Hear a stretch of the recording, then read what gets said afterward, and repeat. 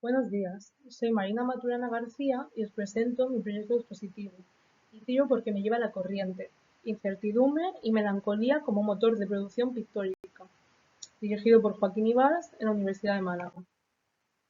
Este proyecto parte de una pregunta esencial para mí: ¿cómo sostener una práctica pictórica significativa, crítica y genuina hoy en un contexto dominado por la precariedad, la saturación y las lógicas de mercado? No quise escapar de esas tensiones ni ignorarlas, sino habitarlas, reconocerlas y transformarlas en materia pictórica. La pintura, para mí, se convirtió en un espacio de resistencia simbólica frente a la homogeneización contemporánea. Desde esa posición, la incertidumbre y la melancolía no fueron límites, sino motores creativos. Comenzando por la introducción, el proyecto nace desde el cuerpo, desde la intuición y desde una deriva vital que poco a poco se ha ido transformando en metodología. El título Itiro porque me lleva la corriente viene, como sabéis, del juego de la oca. Me pareció una metáfora muy certera del camino del arte, ¿no? Un tablero donde los movimientos combinan azar, normas impuestas, repeticiones y retrocesos. Una coreografía donde a menudo sentimos que no estamos decidiendo nada, aunque en realidad estamos decidiéndolo todo el tiempo. La pintura, en ese sentido, ha sido para mí un lugar donde recuperar agencia, aunque solo fuera simbólicamente. Un lugar donde habitar la incertidumbre y la melancolía como energías productivas y no como obstáculos. El proyecto se estructura en tres grandes objetivos. El primero, investigar cómo el mito y el juego pueden ser herramientas simbólicas para comprender y representar la experiencia artística actual. El segundo ha sido analizar las condiciones de precariedad y fragilidad que atraviesan la práctica artística, desde la identidad líquida hasta el archivo colectivo. Y tercero, construir un cuerpo visual que conecte estas reflexiones con la materialidad y el gesto pictórico, planteando la pintura como un espacio de resistencia y de crítica.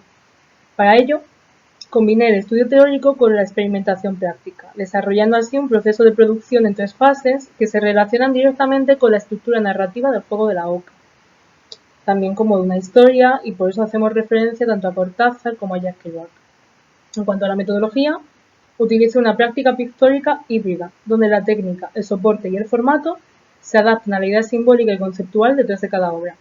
La instalación final recupera esta idea lúdica y ritual de recorrido, invitando al espectador a un tránsito físico y simbólico entre las piezas.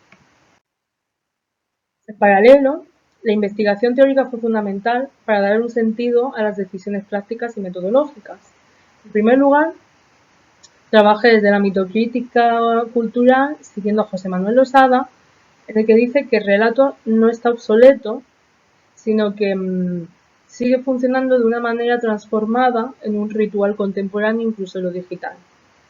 Por eso hay símbolos de ángeles caídos, de demonios, de cuerpos suspendidos, donde se forman anacronismos de las obras, como sucede con El límite es el paraíso o Saltando como Jimmy Jump. No son solo estéticos, sino que reactivan la estructura colectiva, establecen puentes entre pasado y presente y permiten hablar del fracaso, del deseo y de la inestabilidad desde códigos compartidos.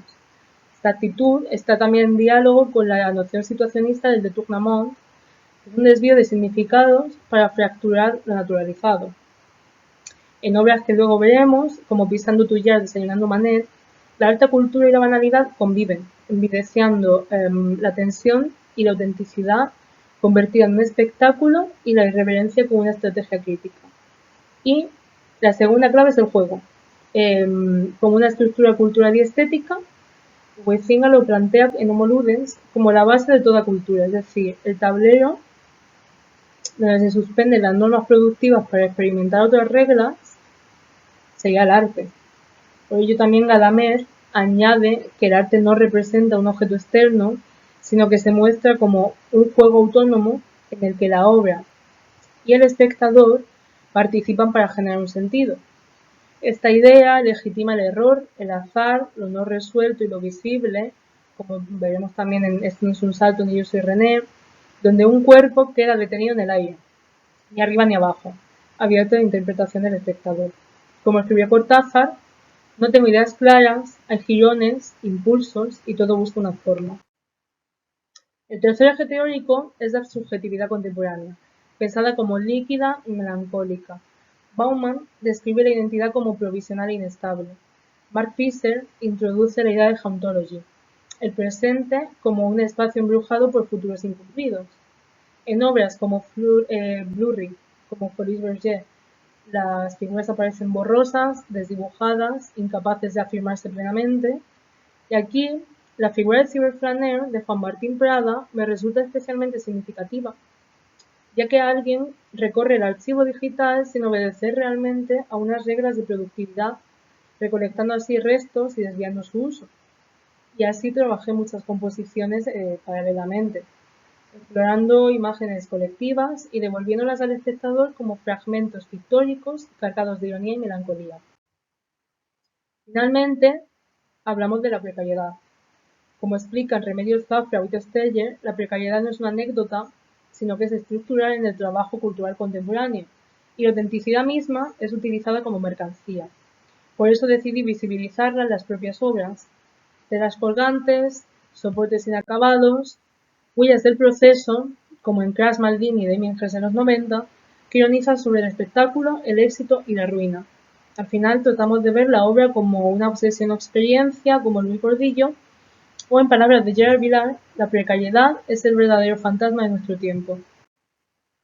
A nivel formal, el proyecto se estructura en 3 actos visuales, como una narrativa clásica, que a la vez tiene su reverso irónico. El acto 1, la introducción, es el salto. La ilusión, el vértigo, el deseo de movimiento, obras como Saltando como Jimmy Jump, Esto no es un salto ni yo soy René, representan figuras que se lanzan, que no saben si van a caer o volar, donde el ácido y el color azul dominan, como un inicio de verano de algo que no se sabe realmente dónde es y cómo es. El acto 2, el nudo, es un límite, la parálisis, el cálculo, la contradicción. Las figuras se detienen, hay esgrima, ajedrez, riesgo, mujeres en pausa, obras como Pintarse y calentar también a lo Kitty Cat, o la de Blurry como Folies Bergère juegan con una saturación digital, con un gesto borroso y con el error como propio lenguaje. También la serie de Acumulación sobre un tablero de ajedrez y la mujer pensativa, un poco haciendo referencia a la melancolía de Durero también y juntándolo con el Blauer Reiter y estampas Cartier. Trabajo varias piezas a la vez sobre grandes telas que luego voy recortando generando una especie de mural fragmentado. Y el acto 3, el acto final, el desenlace, que es el mercado. La ironía, la muerte simbólica, la profesionalización. Aquí aparece el juicio, la marca, la repetición como destino, Maldini, Damien Hirst, Manet, el talento que desgasta, el uso del cuadrado como la retícula de Instagram en formato de pantalla, la pintura como crítica al algoritmo. Son escenas donde la pintura insiste en sobrevivir a pesar de todo. Finalmente, para su posterior instalación, me inspiré en Vivian Suter. Telas suspendidas en el espacio, sin un marco, con listones de madera, permitiendo que el espectador se desplace entre las obras.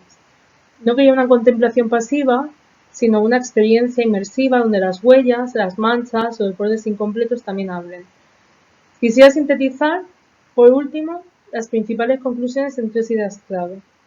Primero, que la pintura sigue siendo un espacio de resistencia crítica, donde melancolía e incertidumbre pueden convertirse en motores creativos en lugar de obstáculos. Segundo, que el mito, el juego y la apropiación permiten sostener una práctica lúdica y reflexiva abierta a nuevas lecturas frente al mercado.